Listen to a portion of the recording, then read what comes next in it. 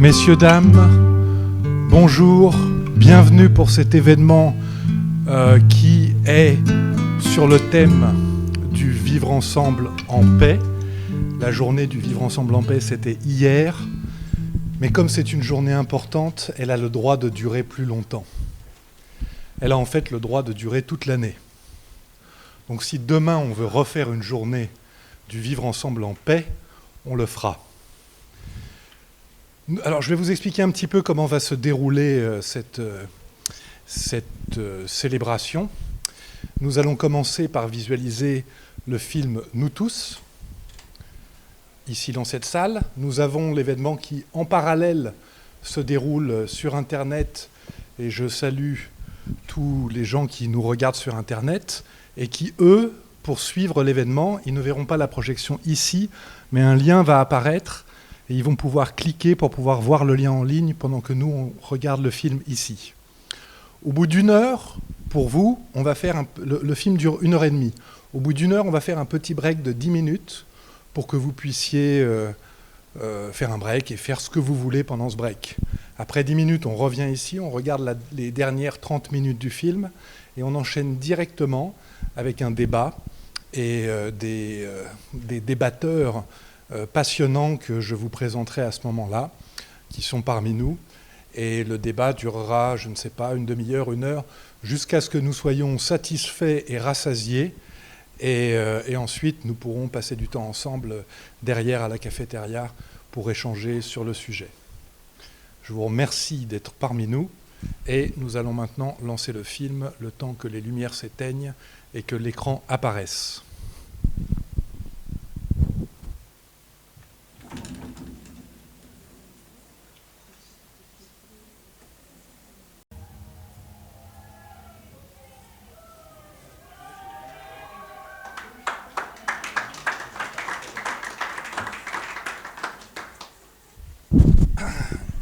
J'espère que ça vous a plu et je vais maintenant demander à nos invités de venir me rejoindre sur scène, le pasteur Hostetter, le cheikh Bentounès ici et Madame Van der Planck ici.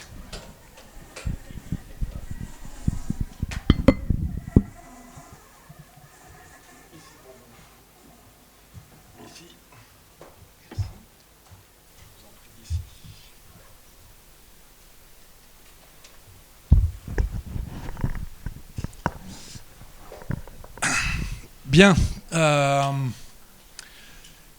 même si on ne les présente pas, je vais vous présenter les personnes qui sont ici sur scène, à commencer par moi. Mon nom est Éric Roux, je suis le vice-président du bureau européen de l'Église de Scientologie pour les affaires publiques et les droits de l'homme. C'est très long, mais ça vous suffira pour aujourd'hui. Avec nous, nous avons le cheikh Bentounès, qui est le leader spirituel de la communauté alaouia et qui a aussi cette particularité d'être l'initiateur de cette journée internationale de l'ONU pour le vivre ensemble en paix. Nous avons Chantal Van der Planck, qui est professeure émérite du collège catholique Lumen Vitae, et bien d'autres choses encore, mais voilà, il faut bien s'arrêter à un moment.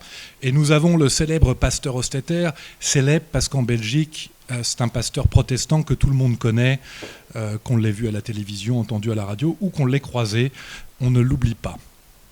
Nous avions prévu, normalement, le grand rabbin de Bruxelles, Albert Guigui, était censé être parmi nous. Malheureusement, il a dû partir en voyage précipitamment. Il va très bien, hein, je vous rassure, ce n'est pas un problème de santé. Il a dû partir en voyage, il s'excuse et il a tenu à dire qu'il était de tout cœur avec nous. Ça ne nous suffit pas, je dois le dire, mais en tout cas, aujourd'hui, il ne sera pas là, et on espère qu'il sera là la prochaine fois. Et il a demandé à l'un de ses amis, le professeur Gergely, d'écrire un petit mot. Le professeur Gergely est le directeur de l'Institut d'études du judaïsme de l'ULB, de l'Université libre de Bruxelles, et il lui a demandé d'écrire un petit mot, et le professeur Gergely nous a écrit une longue lettre, que peut-être je vous lirai tout à l'heure, en tout cas, au moins une partie, parce que ça peut être intéressant pour le débat. Tout ceci étant dit, je pense qu'on peut commencer, et je voudrais commencer par donner la parole au cheikh Bentounès. Alors, vous avez un micro que vous allez devoir partager, qui est ici. normalement, le fil est assez long. Il faut absolument parler dans le micro, d'abord pour que les gens nous entendent ici, mais surtout parce que si on ne parle pas dans le micro, les gens qui nous suivent sur Internet n'entendent strictement rien. Cheikh Bentounès, donc vous avez été l'initiateur de cette journée, vous avez pris votre bâton de pèlerin et vous êtes parti un jour aux Nations Unies pour faire que l'ensemble des pays soutiennent cette journée internationale du vivre ensemble en paix. C'est pas seulement le vivre ensemble. Est-ce que rapidement, plus ou moins rapidement, vous pouvez nous dire ce que ça signifie pour vous et ce que ça a signifié aux Nations Unies, cette résolution ? Écoutez, c'est une longue histoire, c'est pas un jour, mais c'est des années. Ça a pris quand même des années.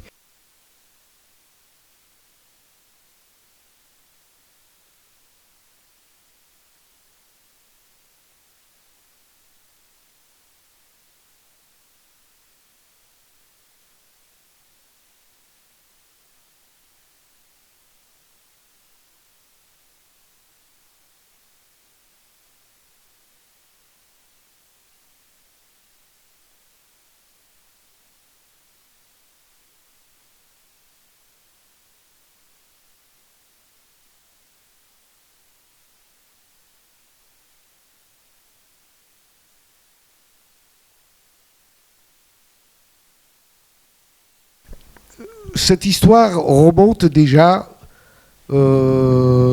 à 2014. 2014, nous avions organisé un congrès qui était le congrès international du féminin, Parole aux femmes. Ce congrès avait rassemblé 6000 personnes dans la ville d'Oran, en Algérie. Et lors de ce congrès, l'idée a été émise de demander aux Nations Unies, en tant qu'ONG, auprès de l'UCOSOC, donc de demander aux Nations Unies la célébration d'une journée du vivre ensemble en paix.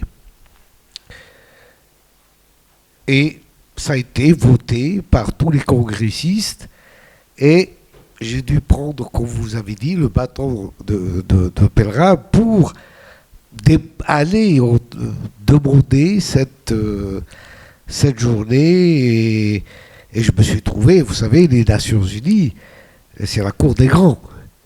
Et moi, je suis arrivé avec mes gros sabots en pensant que les choses allaient être simples. Et comme l'idée était géniale et qu'on allait tout de suite me sauter dans les bras, me dire bienvenue. Et ça s'est pas passé comme ça. Les gens, effectivement, on a été bien reçus. Mais on nous a dit, bon, c'est un bon projet, mais allez le faire au niveau méditerranéen, entre les pays du Maghreb.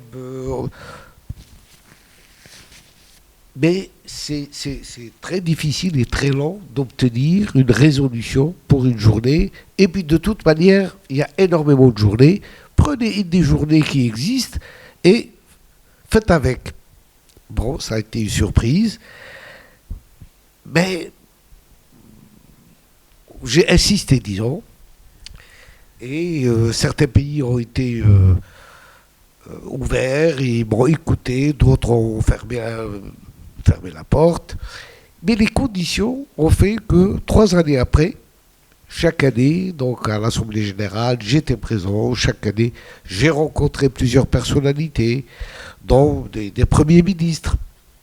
J'ai voyagé dans beaucoup de pays. Et comme on nous respecte quand même quelque part, enfin, et il y a un pays qui a décidé en tant qu'ONG, on ne peut pas. Vous le savez, vous avez certainement des ONG chez vous. Donc on ne peut pas, en tant qu'ONG, faire une proposition. On ne peut faire qu'une proposition, mais il faut qu'elle soit portée par un pays.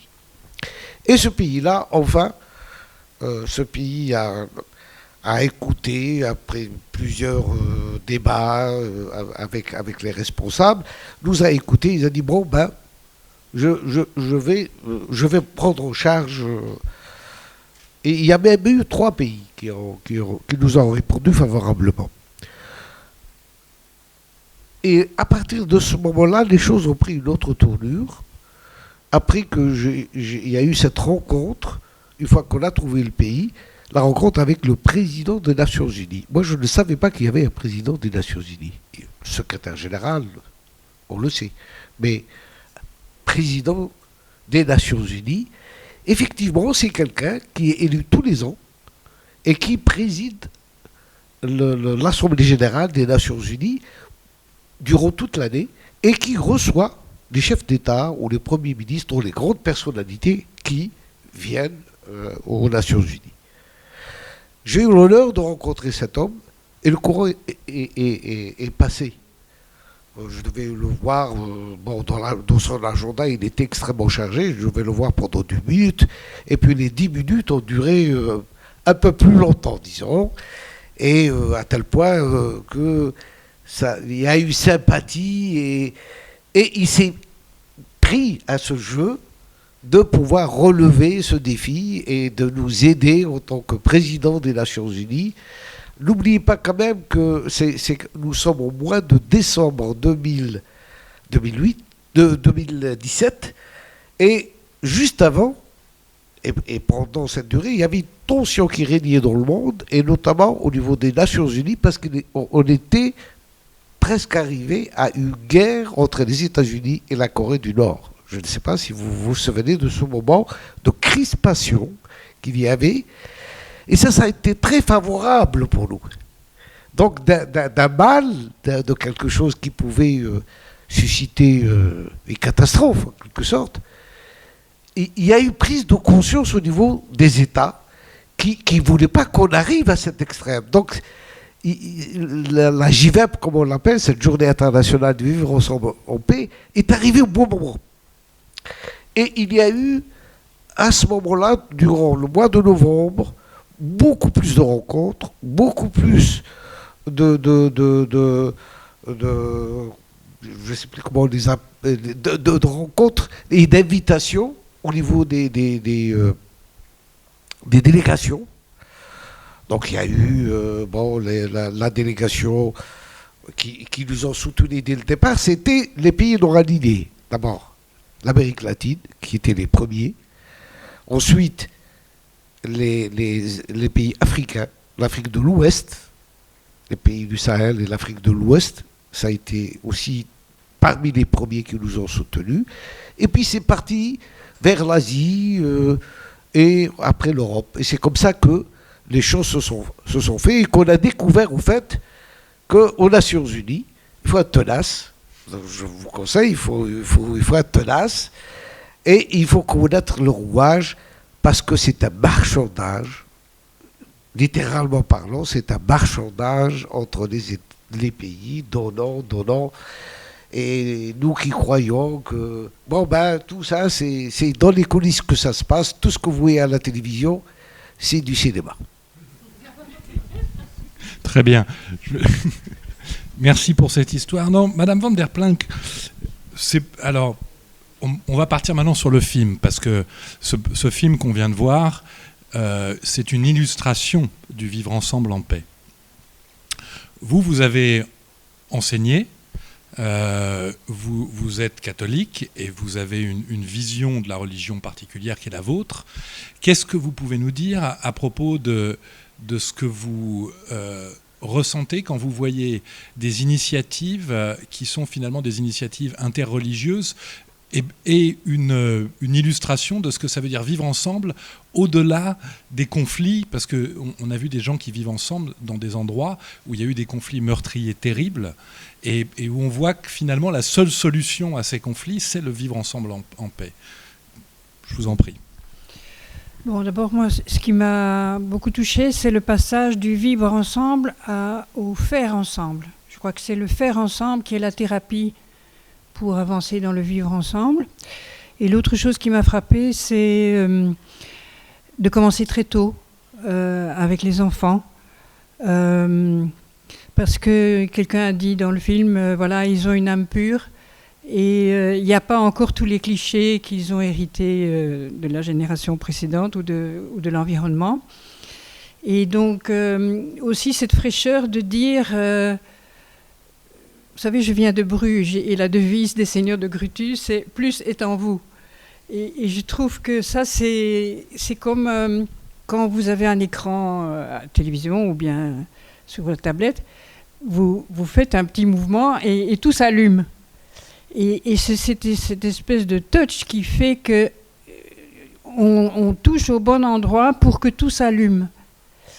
Et la troisième chose qui m'a frappée, c'est que par exemple ici à Bruxelles, on vit dans une ville très multiculturelle et multireligieuse.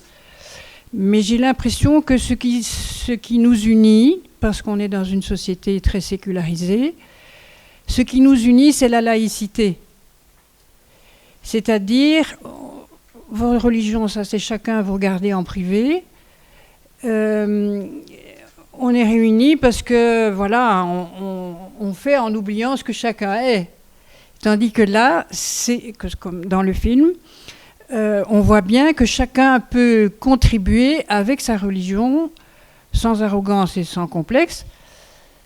Mais quand même, je reviens à la société belge, parce que j'ai été aussi pendant 25 ans professeur ici à la Barrière de Saint-Gilles dans une école catholique, qui, comme toutes les écoles du pays, sont des écoles multiculturelles et multireligieuses, que ce soit l'enseignement public ou l'enseignement confessionnel, au moins pour l'enseignement catholique. C'est l'école des filles de Marie que les élèves avaient joyeusement baptisé l'école des folles de Maru.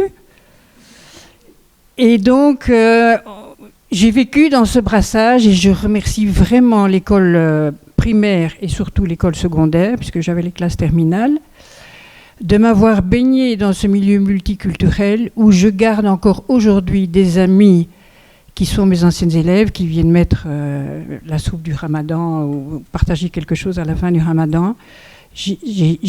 Ça m'a vraiment permis d'entrer dans le milieu musulman, parce que Bruxelles, c'est des villages aussi, là où il y a des Grecs, il n'y a pas de Turcs, et ainsi de suite. Et donc ici, Saint-Gilles, c'est Tanger. Et Tanger, c'est l'islam, c'est cette convivialité. Et je vois que quand même, au niveau des projets de la commune, qui sont des projets sportifs, des projets culturels, des projets musicaux, artistiques, il y a un désir de mixité culturelle, confessionnelle, c'est discret, mais on ne sait pas enlever un musulman d'être musulman, comme un chrétien d'être chrétien. Et donc, je vois qu'on a progressé. La société d'aujourd'hui, au moins à Bruxelles, dans une ville comme Bruxelles, n'a plus rien à voir avec ce qu'il y avait il y a 20 ans. Et alors, pour parler de l'Institut supérieur où j'ai enseigné, il y avait aussi beaucoup de gens qui venaient du Liban, de la Syrie, qui eux, nous disaient attendez, bon, vous faites des choses avec les musulmans, etc., mais attendez un peu que tout explose ici, parce que chez nous, ça explose. Donc voilà, on n'est jamais devant une situation acquise, il faut toujours tricoter, tisser les liens, passer des barrières.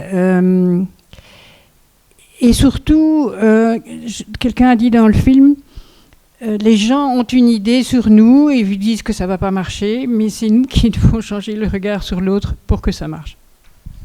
Voilà. Merci beaucoup. Pasteur Hostetter, je voudrais, alors vous pourrez faire un commentaire libre, bien entendu, sur le film, mais je voudrais vous poser une question. On voit dans le film que, et comme vous venez de le dire, la société d'aujourd'hui n'est plus la même qu'avant. On avait une société dans laquelle on était habitué à ce que les gens soient élevés dans une seule tradition, et le fait qu'ils soient d'une confession était finalement une logique générationnelle. Et on se retrouve aujourd'hui avec une société où d'abord, on a un multiculturalisme, qu'on l'appelle comme ça ou autrement, bien plus important, où les gens peuvent se retrouver dans des familles où l'un des parents a une religion, l'autre en a une autre. Et je trouve ça très intéressant parce que finalement, on se dit que quand un enfant a été élevé dans ce type de famille, on voit mal comment un jour il puisse devenir un guerrier anti-l'autre. Maintenant, d'un point de vue, bien entendu, plus théologique, ça pose la question de est-ce qu'on peut se permettre d'accepter une théologie mixte ou pas, et comment finalement quand on est pasteur comme vous ou quand on est un leader spirituel de n'importe quelle religion, on doit prendre cette nouvelle réalité en face, c'est-à-dire qu'on va avoir des jeunes qui d'abord ont un choix beaucoup plus grand de leur spiritualité future ou présente, et ensuite qui vont avoir une vision différente de celle qu'on a pu avoir dans le passé, c'est-à-dire une vision monolithique d'une religion choisie qui exclut l'autre. Écoutez, déjà dans les années 1960-1980, un sociologue et économiste protestant, Jacques Ellul, disait que, en fait, le problème des églises est le suivant, c'est que dans nos pays occidentaux, les églises ont le droit à la parole. Simplement, ce qu'on fait, c'est qu'on les met sur un strapontin. Et c'est du strapontin qu'elles peuvent parler. Mais du coup, comme elles sont sur le strapontin, en fait, elles ne touchent plus l'homme ou la femme de la rue. Et donc, ça ne gêne plus personne que les églises disent. Le problème, c'est qu'elles ne sont plus entendues dans la majorité des cas. Et personnellement, moi qui ai fait de la radio et de la TV pendant 46 ans de ma vie, je me suis toujours rendu compte qu'en fait, le véritable dialogue, il naît quand chacun des intervenants est, je dirais, d'abord sait ce en quoi il croit et est capable de le partager avec quelqu'un qui a la même opinion que lui, mais vis-à-vis d'une religion différente. Le dialogue, il ne se crée que quand deux personnes sont stables dans ce qu'ils croient, mais sont capables de dialoguer. Et je voulais, parce que bon, moi je suis quand même un homme de TV, et donc je voulais dire, la scénographie qu'on a vue dans le film est très répétitive. Chaque fois, il y a une situation de crise qui amène une prise de conscience, et cette prise de conscience touche quelques personnes qui sont plus aptes à réagir que d'autres, et ces gens-là travaillent ensemble pour essayer de régler le problème de la tension, quelle que soit la tension, qu'elle soit ethnique, religieuse ou que sais-je encore. Ma question, moi, et là je reste un peu sur ma faim, je l'avoue, et je ne sais pas du tout le fait que un film ne peut pas répondre à toutes les questions. Surtout pour un personnage un peu troublé comme moi je suis. Je cherche toujours quelque chose de différent, je cherche toujours à aller plus loin, et il me semble qu'il y a une chose qui manque peut-être dans ce film, c'est l'interpellation fondamentale qui doit être faite vis-à-vis, non pas de ceux et celles qui sont dans des milieux privilégiés, dans des milieux de dialogue déjà, comme les ONG, les institutions religieuses, etc., mais des gens qui sont dans le commun de la vie, qui doivent quotidiennement vivre ces tensions. Et ça, évidemment, je pense qu'on ne peut pas faire autre chose, et en tant que membre d'Église, je crois que c'est indispensable, on doit se retourner vers nos politiques. Et donc, on a chacun une responsabilité. Quand on se plaint des politiques, qu'on dit qu'ils sont tous pourris, n'oublions jamais que c'est nous qui les avons élus. Hein. Et que donc, s'ils sont tous pourris, peut-être que c'est parce qu'on n'a pas fait un très bon choix. Donc, il y a, je pense, des solutions. Les solutions, elles doivent être trouvées parmi des gens de bonne volonté, d'accord, mais des gens de bonne volonté qui sont informés. Et un film comme celui-ci peut servir à l'information. Je vais vous dire, moi je trouve que le film est un peu trop long si on veut susciter un débat, parce qu'il répond à trop de questions. Hein? Comme il répond à beaucoup de questions, on ne peut en fait être que d'accord. Et si on est tous d'accord, il n'y a pas de débat. Donc il faut, pour qu'il y ait un débat, il faut qu'il manque quelque chose. Et donc ici, on a peut-être fait trop de reportages. On a voulu être trop précis. Et en étant trop précis, on coupe un peu le pied à ceux qui après doivent débattre. Et donc je n'en dirai pas plus pour le moment. Alors, je vais demander au Cheikh Bentounès de répondre, mais avant de le laisser répondre, je voudrais élargir dans ce cas la question aux circonstances actuelles. Parce que le film, bien entendu, ne traite pas de ce qui se passe en ce moment en Europe, avec la guerre en Ukraine, avec le conflit qu'on connaît aujourd'hui, qui finalement, pour nous, est plus proche que celui de l'Indonésie, que j'imagine beaucoup de gens ne connaissaient pas, et qui touche aujourd'hui donc le continent européen. Si on regarde la Terre depuis tout ce qu'on en connaît, il n'y a jamais eu une période de paix complète sur Terre. Si on rêve d'un âge d'or, on en rêve. Mais il y a toujours eu des conflits. Aujourd'hui, en Europe, on se croyait peut-être un petit peu immunisé. On voit qu'on ne l'est pas. Donc, dans ce cadre-là, si vous devez répondre à la fois à la question du pasteur Hostetter sur est-ce qu'on n'en a pas fait trop, mais aussi répondre à la question qu'est-ce qu'on peut faire pour qu'un jour, est-ce que finalement l'humanité c'est une malédiction permanente et on connaîtra toujours la guerre parce que l'humain est fait comme ça, ou est-ce qu'il y a un espoir? Alors pour être franc, personne ne peut répondre à cette question. Alors, il n'y a pas de réponse. La réponse, elle est-ce que l'homme peut évoluer au niveau de sa conscience? Parce que qui fait la guerre? Je crois que la guerre, elle est inscrite dans l'esprit, elle vient de notre conscience. Et si on n'apprend pas à nos enfants, comme on a vu dans ce film, des enfants, une fille chrétienne, une fille musulmane qui ne se connaissaient pas et qui se découvrent et qui se visitent. Tout le film raconte des petites histoires qui peuvent nous éclairer. C'est quand même par la rencontre, et surtout par l'éducation, à mon avis, cette éducation à la culture de paix, dont jusqu'à aujourd'hui, il n'y a aucun programme à ce niveau-là, au niveau des écoles publiques. Il y a peut-être quelques écoles Montessori, des écoles privées mais il n'y a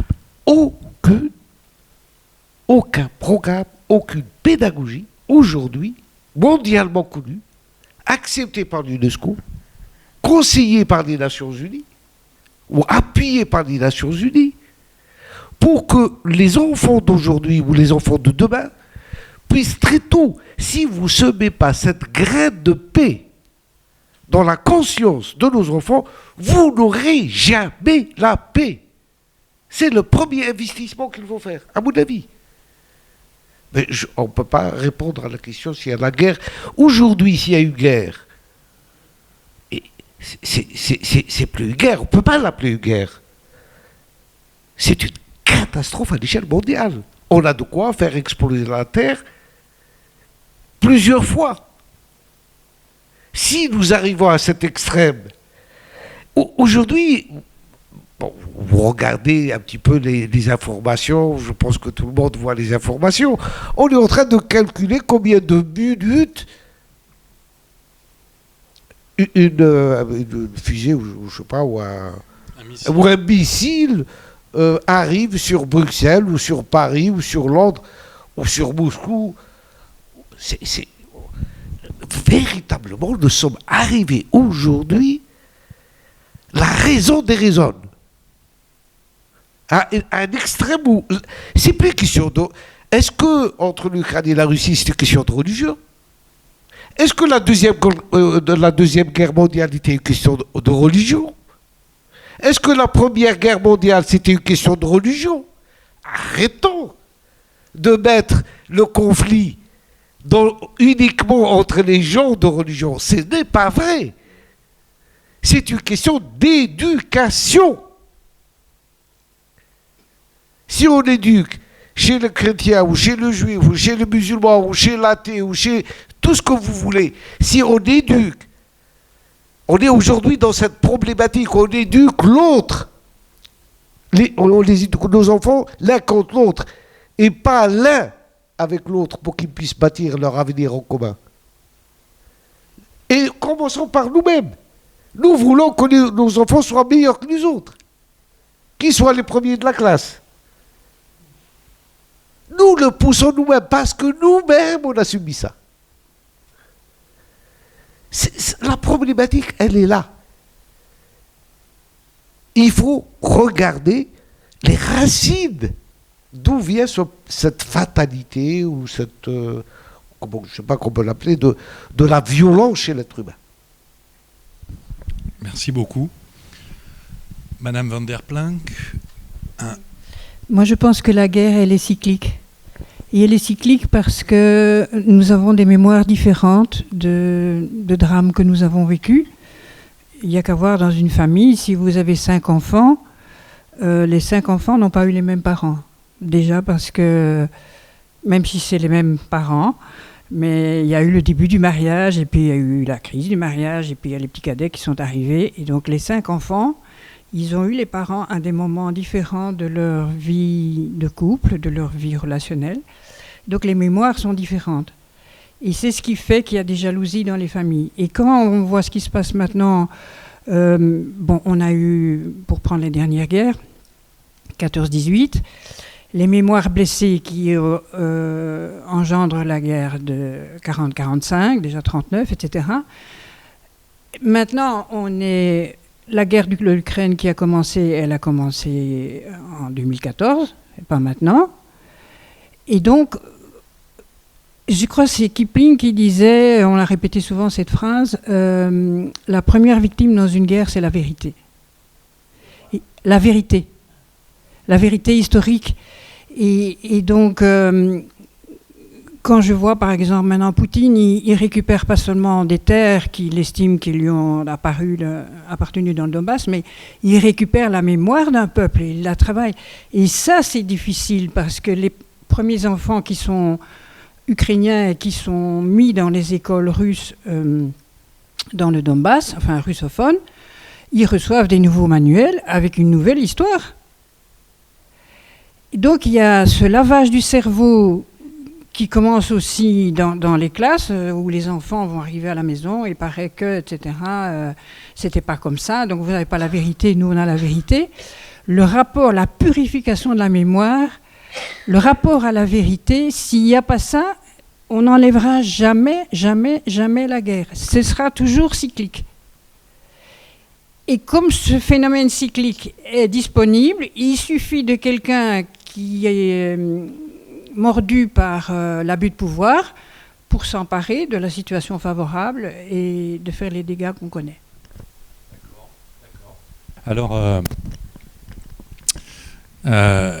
Alors, je comprends bien le cyclisme.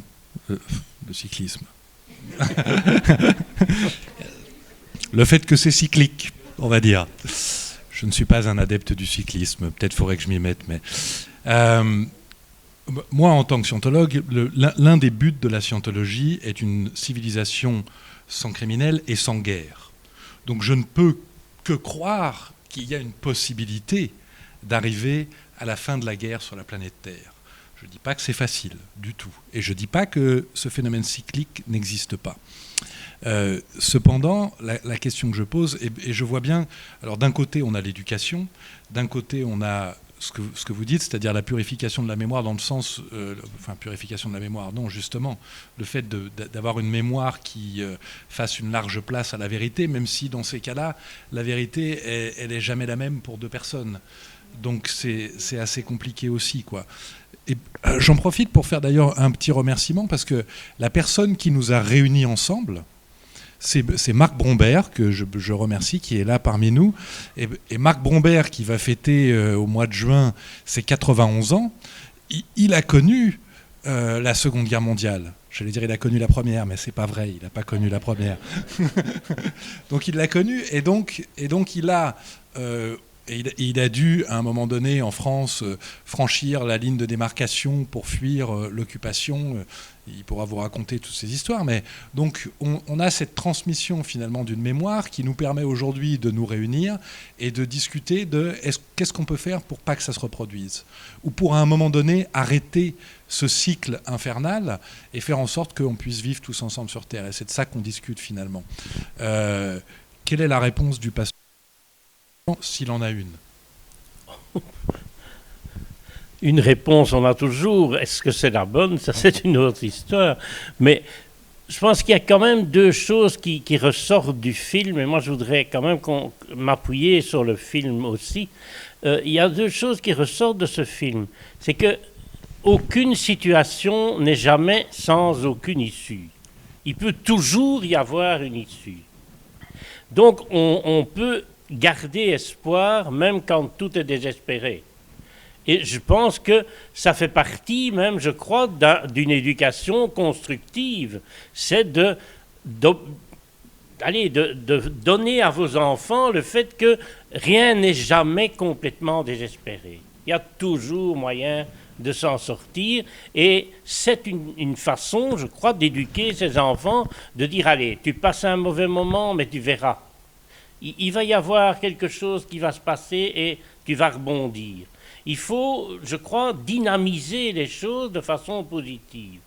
Maintenant, je dirais, si on se penche sur le système éducatif belge, c'est plutôt inquiétant.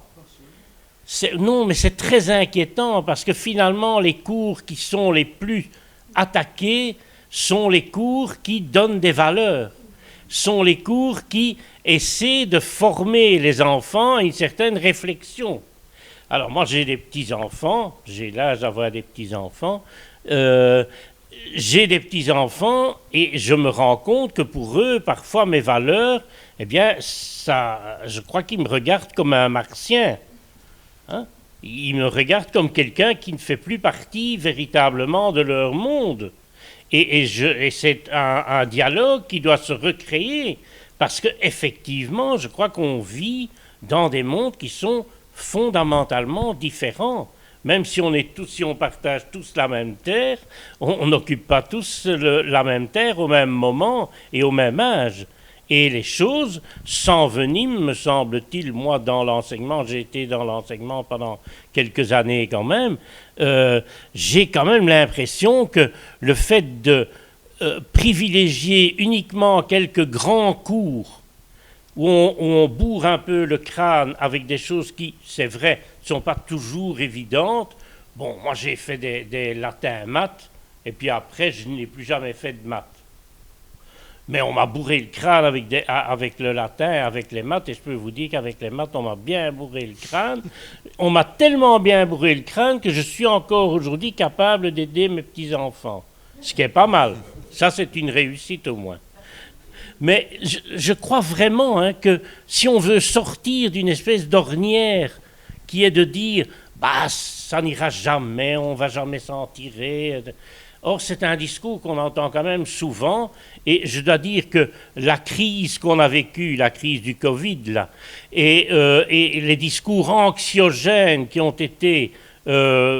ont été tous les jours, on nous a dit que ça allait mal, tous les jours, on nous a dit de nous protéger. Tout ça a créé un climat anxiogène chez des gens qui étaient des gens équilibrés par ailleurs.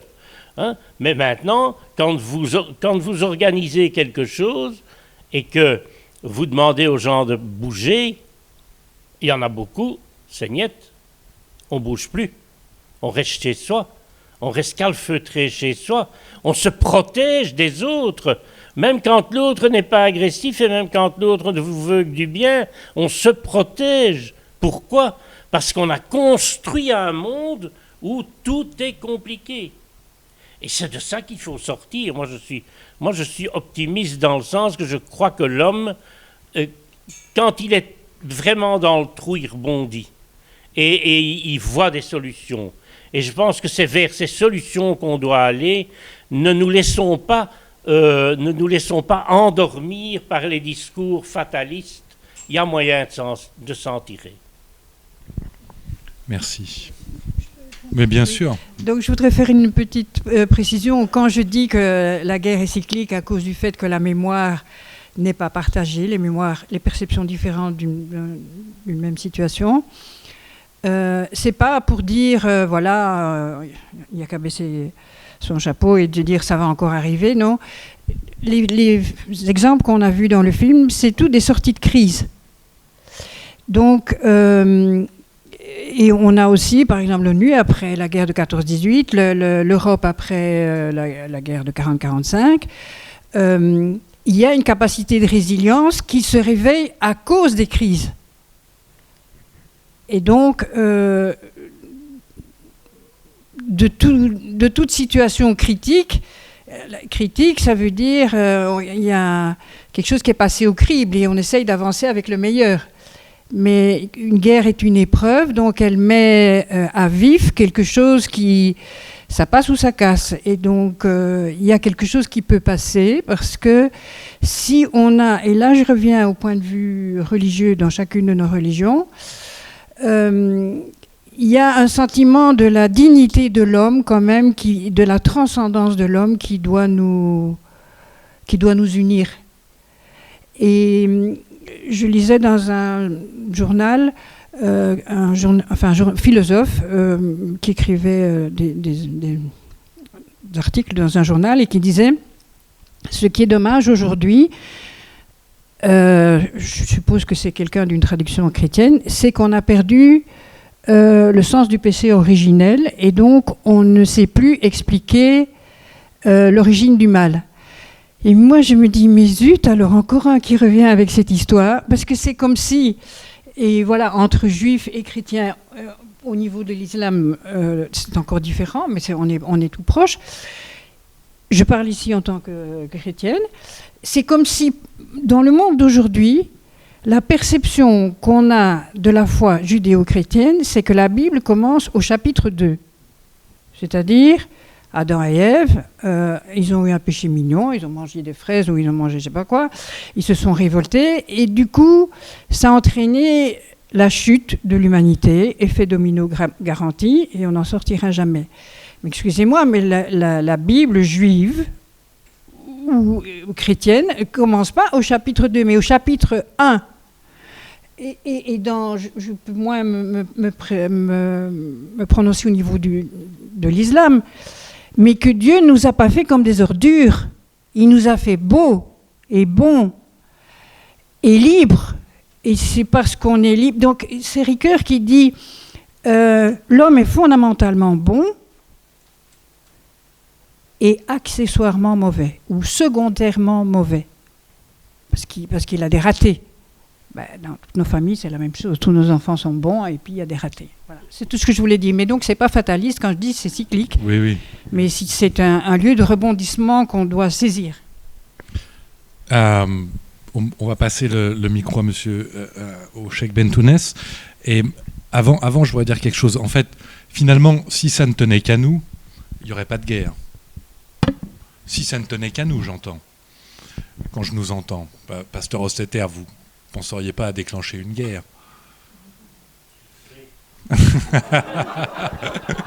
Ce serait une guerre humoristique. Et si ça ne tenait qu'à nous, est-ce que quelqu'un ici penserait à déclencher une guerre ?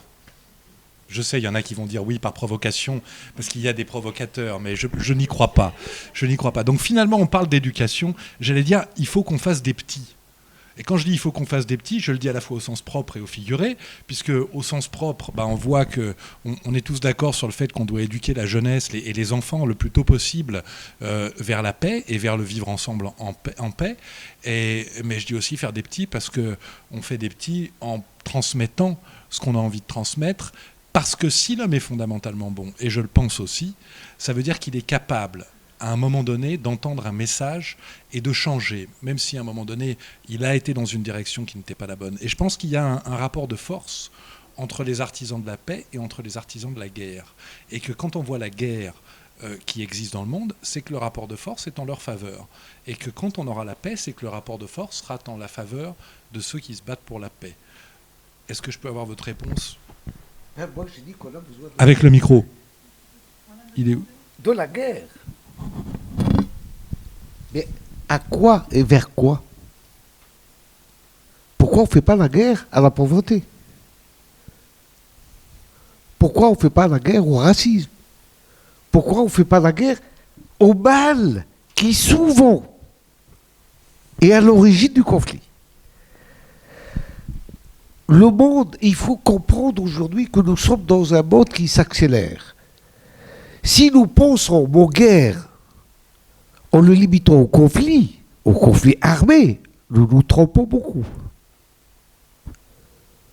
Si nous parlons de la paix et qu'on le limite uniquement à l'absence de conflits guerriers, nous nous trompons. La guerre dont il s'agit, la paix dont il s'agit aujourd'hui, elle a un autre visage. Parce qu'une guerre nucléaire, personne ne s'en sortira. S'il y a une guerre armée, ça sera une guerre nucléaire. Et pas autrement.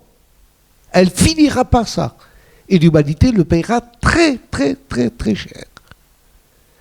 Par contre, si nous prenons conscience et que nous donnons la chance à nos enfants de pouvoir débattre au lieu de se battre, leur apprendre, ça s'apprend, ça. Et très tôt. Nous les dressons dans les oppositions. Le péché originel, certes, il est dans le christianisme quelque chose de fondamental. Je ne vais pas le nier, mais la vision, par exemple, traditionnelle, dans l'islam traditionnel, spirituel, l'homme dit ni bon ni mauvais. Il est. C'est comme quelque chose qui en lui, c'est ce qu'on appelle le fitra, c'est-à-dire cette intériorité. Plus il se purifie de son intérieur et qu'il rejoigne le principe de l'unité qui l'unit au reste du monde. Et ce reste du monde, c'est d'abord ici. Je suis uni à vous. Vous êtes unis à moi. Et nous pouvons même faire l'expérience. Prenons les prénoms de chacun d'entre nous et regardons combien de lettres nous partageons. Marc, moi je m'appelle Madeleine. Il y a une lettre entre toi et moi ou pas? Oui. Il y a le A. Oui. Il y a combien de personnes qui ont un A dans leur prénom ici? 2. 3. Juste au niveau des lettres. Et on n'a pris que la lettre A. Mais si on prend B, si on prend C, on va voir que tracer des lignes, le rapport, il est déjà, nous sommes tous de la même alphabet.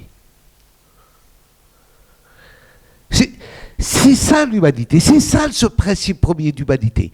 Nous restons au niveau de la lettre, dans son isolement.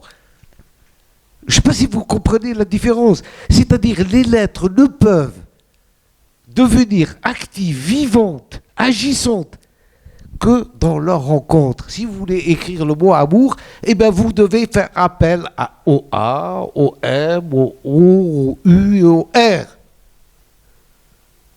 Et ça donne du sens. Si le mot P, c'est pareil. C'est un P, c'est un A, c'est un I, c'est un X. Est-ce que ces lettres souhaitent être ensemble? C'est là le problème. Est-ce que, moi je parle toujours au niveau de nos enfants, c'est-à-dire très tôt inclure ces liens. On a 13 écoles en Algérie qui fonctionnent de cette façon. Mais il faut le faire très tôt.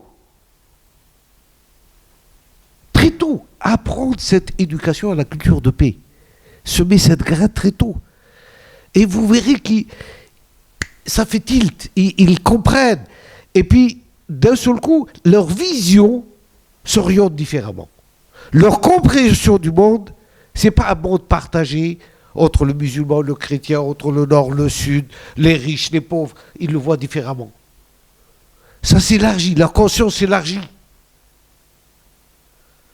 Donc, il y a là véritablement un pari extraordinaire pour l'humanité à venir, si elle arrive à défier le problème qu'elle a aujourd'hui, et surtout, le réchauffement climatique.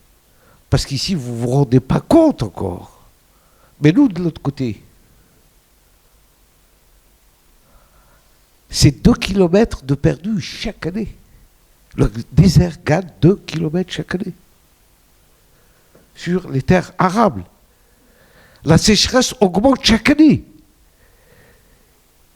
Et si nous sommes une humanité, comment répondre ensemble à cette problématique? Et c'est ça ce pari que nos enfants ou nos petits-enfants auront en face d'eux. Alors, quel monde nous souhaitons leur laisser? Ok, je vous laisse répondre. Oui, je suis contente qu'on déplace un peu le débat, que ce n'est pas uniquement une affaire entre religions, des convictions différentes, mais que la crise devant laquelle on va, c'est une crise du millefeuille de la société. C'est plus facile de faire l'unité comme ça, quand on est tous du même milieu, avec les variantes colorées qui ajoutent un plus, que de dire il y a le top de la société, voilà, bon, et puis il y a ce qui est tout à fait dans les caves. Comment on va faire cette unité-là, alors que maintenant, avec la crise humanitaire qui se présente, il y aura la famine quand même, et c'est pas la première fois dans l'histoire qu'il y a la famine, mais c'est pas la première fois non plus qu'on est indifférent à cette partie du monde qui souffre de la famine. Voilà. Et donc je pense que pour moi le défi plus tard est moins un défi comme ça qu'un défi, voilà, parce qu'on est dans une société où c'est l'argent qui nous gouverne. Et c'est l'argent qui nous occupe le cerveau. Le lavage de cerveau, il est là. C'est à la fois la technocratie, mais c'est la bancocratie aussi. Voilà. Merci. On a avant, en fait, on pourrait parler pendant longtemps et en fait, on a beaucoup de sujets qu'on aurait pu traiter qui tournent autour finalement du vivre ensemble en paix. Ce que je vous propose, c'est, je vais lire une partie de la lettre du professeur Gergely, une partie parce qu'elle est longue, mais on pourrait s'appuyer sur ce que je vais lire pour que je vous laisse à chacun un mot de la fin. Et ensuite, on pourra bien entendu continuer plus personnellement cette discussion et peut-être se revoir prochainement pour la continuer tous ensemble. Alors, je rappelle, le professeur Gergely, c'est le directeur de l'Institut des études de l'étude du judaïsme de l'ULB, de l'Université libre de Bruxelles. Je vous félicite pour l'initiative que vous avez prise de ce bel événement lié à la Journée internationale du vivre ensemble dans la paix. Je regrette de ne pouvoir être présent. Aussi, je vous adresse les réflexions suivantes. Les humains, quoique certains cédant aux sirènes des contempteurs de la vie sociale puissent en dire, les humains sont appelés à vivre les uns avec les autres, bref, à vivre ensemble, comme on le répète actuellement. Certes, l'expression est belle, mais à force d'être employée en permanence, elle a fini par perdre son sens au point de ne plus signifier grand-chose. Car oui, même quand on s'entretue sur un champ de bataille, on vit ensemble. En l'occurrence, on vit le même drame ensemble. Et plus modestement, les deux partenaires d'un couple qui se déchirent au point d'envisager le divorce vivent encore et toujours ensemble, alors même que peut-être ils ne couchent plus ensemble. Il a toujours de l'humour, le professeur Gergely. C'est-à-dire que, à mon sens, le temps a tellement érodé la formule qu'elle requiert d'être ravivée, peut-être par une autre qui pourrait être celle d'un vivre avec. Et vivre avec implique tout ce que le vivre ensemble n'a pas toujours signifié, c'est-à-dire de consentir aux efforts que réclame la prise en compte véritable de l'autre, afin que la proximité de cet autre génère une mutuelle et réciproque fécondité, comme celle que produit l'acte amoureux, le paradigme par excellence de l'approche du semblable, même lorsqu'il est différent. Avec ces mots du professeur Gergely, je vous laisse à chacun votre mot de la fin, pasteur Hostetter. Alors, après le professeur Gergely, il y a toujours une difficulté à apporter un plus. D'abord parce qu'on se connaît très très bien, le professeur Gergely et moi-même, et qu'on est assez souvent d'accord sur beaucoup de choses. Alors, effectivement, moi je crois qu'il a mis le doigt sur quelque chose qui, moi, me reste encore un point d'interrogation aujourd'hui, Oui, c'est bien de se rencontrer, de discuter, d'échanger des idées, de tomber d'accord sur certaines choses.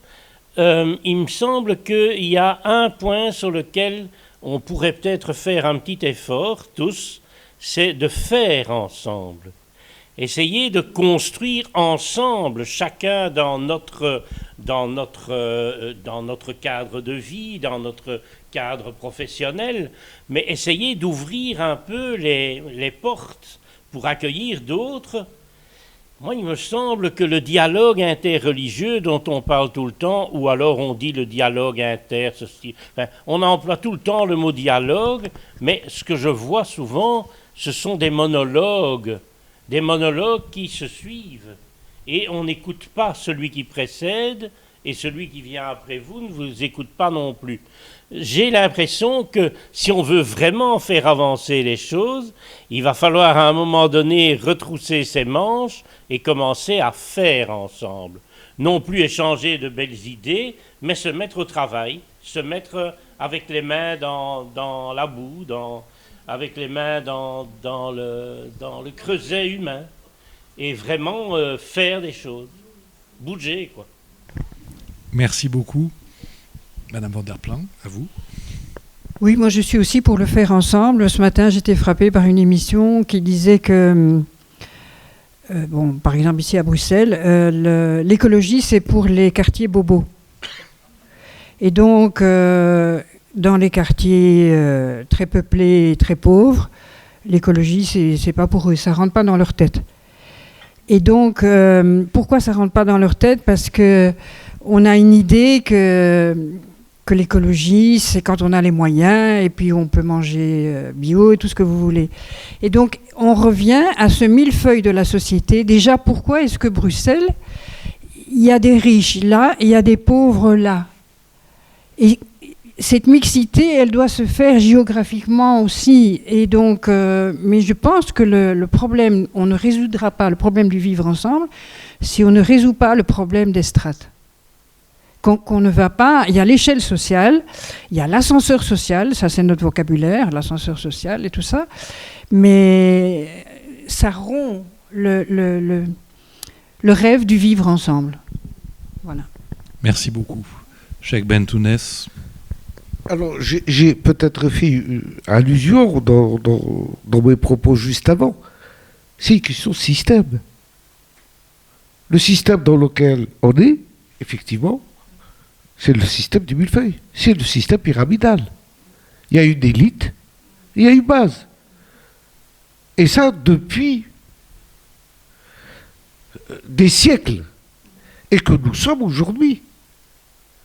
Vous avez appelé les cycles, c'est vrai. Nous sommes dans un changement. Quelle voie prendre? C'est soit l'amour du pouvoir, soit le pouvoir de l'amour.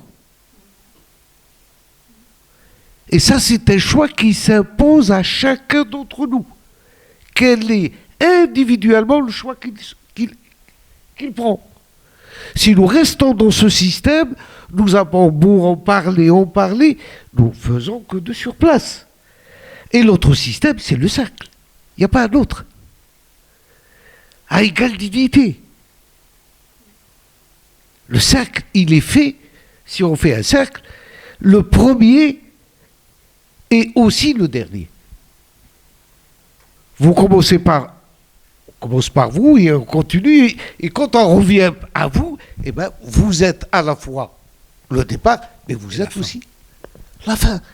Et tant que nous n'avons pas changé, parce que c'est des états de conscience, et très tôt chez nos enfants, j'insiste sur la jeunesse, je suis dans le scoutisme depuis des années, et je sais le potentiel qu'il y a dans nos jeunes. Ils décrochent de notre système et de la façon dont nous voyons le monde. Ils décrochent de plus en plus. Ils sentent qu'ils sont piégés. Aujourd'hui, ils sont dans leur monde. Vous avez des enfants qui sont pleinement dans leur téléphone. Ils ne sortent plus de leur jeu, de leur téléphone. Ils ne lisent plus. Il n'y a plus de débat. Ils sont inondés. Cette société de consommation, ils en ont jusque-là. Ils ne veulent pas avoir d'enfants. Ils ne veulent pas se marier. Mais rendez-vous compte. De quoi on parle? Donc touchons du doigt le problème. Et c'est vrai qu'il faut commencer à mettre la main dans le cambouis. C'est la réalité, il faut l'accepter. C'est pas être optimiste ou pessimiste. Juste, je vous conjure, essayons de vivre le présent. Même pas de se projeter dans l'avenir, parce que c'est aujourd'hui pour nous. L'avenir, personne ne peut le concevoir. Parce qu'on est dans une phase où les choses... Qui gouverne le monde aujourd'hui? Vous pouvez me dire? C'est les États-Unis? C'est la Russie? C'est qui? Les banques? C'est les multinationales? Les GAFA, ou je ne sais pas encore... Bon, qui gouverne le monde aujourd'hui? Qui est capable de nous dire... C'est peut-être des ordinateurs. C'est même pas des êtres humains qui dirigent le monde aujourd'hui. Et qui dictent ce qu'il faut faire. On va mettre des statistiques, des machins, des trucs. On a inventé un monde aujourd'hui qui nous échappe.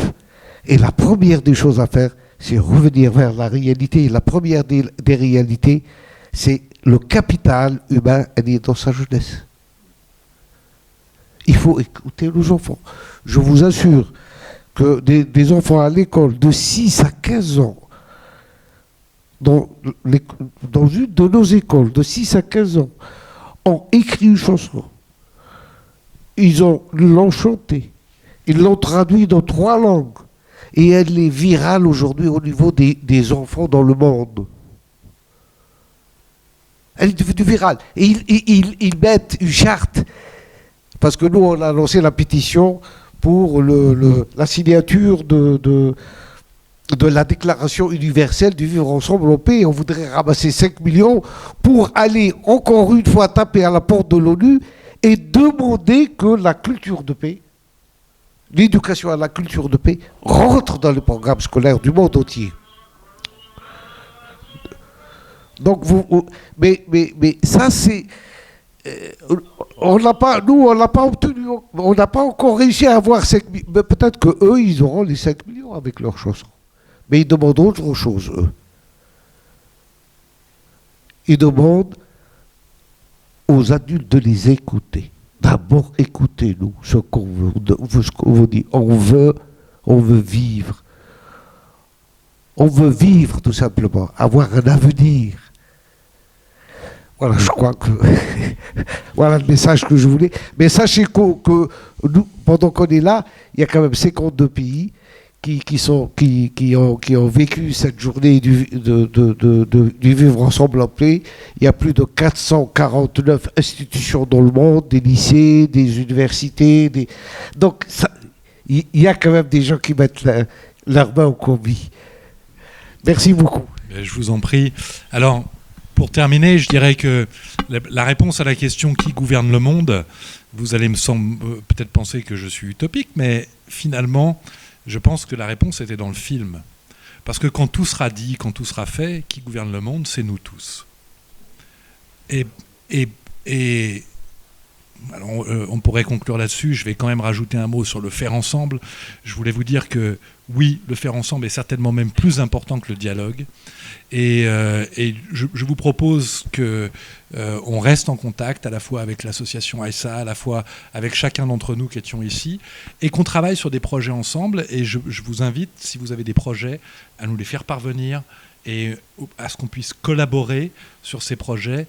Et bien entendu, à ce que nous-mêmes, nous puissions vous faire part de nos projets et qu'on puisse trouver des terrains de faire ensemble. Ah, je sens qu'il y a quelque chose qui arrive là.